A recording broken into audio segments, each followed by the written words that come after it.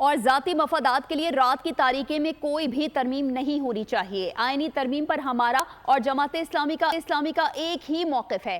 Chairman Pakistan Tehreek Insaf barrister گوہر کی امیر جماعت اسلامی کے ہمراہ پریس کانفرنس، کہا مل کر آزاد عدلیہ کے لیے کام کریں گے۔ حافظ نعیم الرحمان بولے پی ٹی آئی ملک کی بڑی جماعت ہے، ہم نے ان سے درخواست کی ہے کہ وہ بھی 7 اکتوبر کو فلسطین کے لیے باہر نکلیں۔